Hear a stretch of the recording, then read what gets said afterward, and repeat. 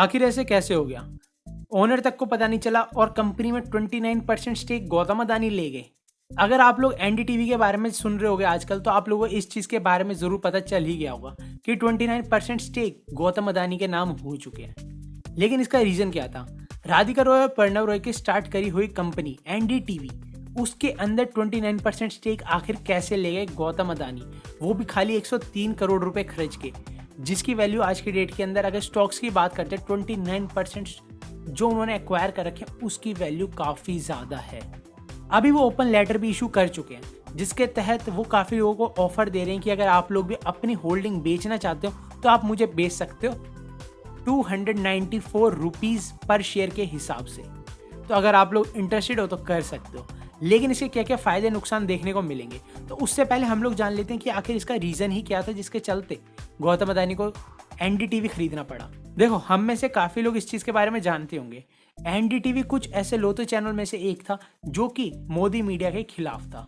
मतलब वो मोदी मीडिया को पसंद नहीं करता था। गौतम अदानी और पीएम नरेंद्र मोदी के बीच में काफ़ी ज़्यादा अच्छी दोस्ती बताई जाती है। इसके कई सारे हमें रीज़न भी देखने को मिलते हैं, जैसे कि गुजरात के अंदर दी गई ज़मीन 1 रुपये पर स्क्वायर मीटर के हिसाब से दे दिया गया गौतम अदानी को, जिसके ऊपर राहुल गांधी ने भी काफ़ी सारी आवाज़ें उठाई थी।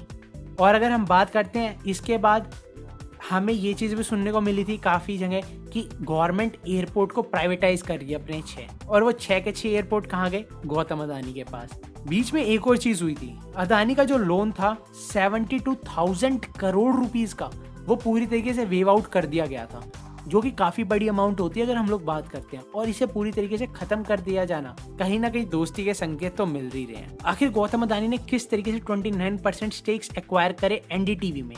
तो अगर हम लोग देखें तो जो प्रणव रॉय और राधिका रॉय, इन दोनों ने अपनी एक और कंपनी खोली थी जिसका नाम रखा था इन्होंने अपने इनिशियल्स पे, मतलब RRPR। ये कंपनी के अंदर इन लोगों ने 29% अपनी होल्डिंग रखी थी जो कि एनडीटीवी की थी, और इन्होंने एज अपने आप को ही गिरवी रखा था अपने शेयर्स को कि अगर हम लोन पे नहीं कर पाते तो आप हमारे इन शेयर को ले सकते हो, जिनकी वैल्यू उस टाइम पे जितनी भी हो उतनी रख सकते हो। मतलब बेसिकली हमारे 29% आप शेयर्स एक्वायर कर सकते हो। वो कंपनी और कोई सी नहीं, वो VCPL थी, विश्ववर्धन कमर्शियल प्राइवेट लिमिटेड। इस कंपनी के पास इन्होंने अपने आप के शेयर्स को गिरवी रखा, जो इन्होंने लोन लिया था 403 करोड़ रुपए का, और गौतम अदानी ने VCPL को ही खरीद लिया 103 करोड़ रुपए में। अब आप सोच रहे हो, मतलब 103 रुपए के अंदर जो कंपनी खरीदी उसकी शेयर्स की वैल्यू ऑलरेडी 403 करोड़ रुपए थी। 300 करोड़ का सीधे सीधे फायदा, मजे आ गए होंगे।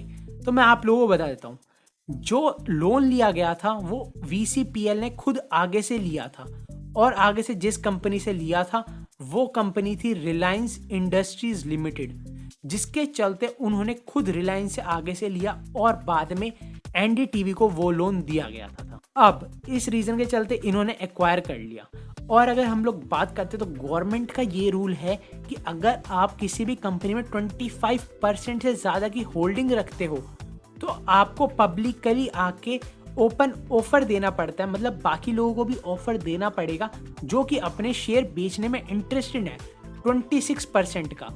और गौतम अदानी ऑलरेडी 29% एक्वायर कर चुके हैं, मतलब बचा हुए उन्हें अगर 26% भी एक्वायर करना है तो उन्होंने ओपन ऑफर लेटर अभी कर दिया है जारी।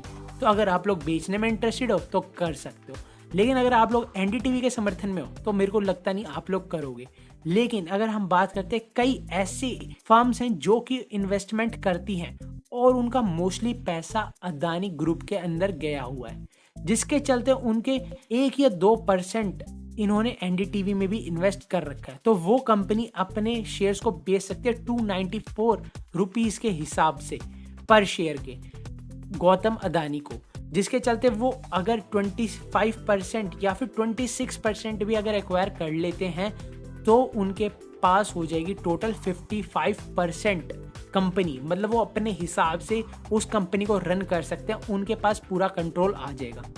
अब इससे बचाने की खाली 2 ही चीज़ें निकल के आती है, या तो कंपनी के ओनर पूरा पैसा दे के मार्केट में उन शेयर्स को एक्वायर कर ले बचे हुए को, जिसके चलते उनकी कंपनी वो खुद कंट्रोल कर सके और अपनी कंपनी को बचा ले। लेकिन अगर उनके पास पैसा होता तो वो ऑलरेडी 403 करोड़ रुपए का लोन पे कर चुके होते, जो कि वो नहीं कर पाए। तो इससे हमें ये चीज़ तो समझ में आ गई कि उनके पास पैसा नहीं है, जिसके चलते वो इस कंपनी को खरीद नहीं सकते।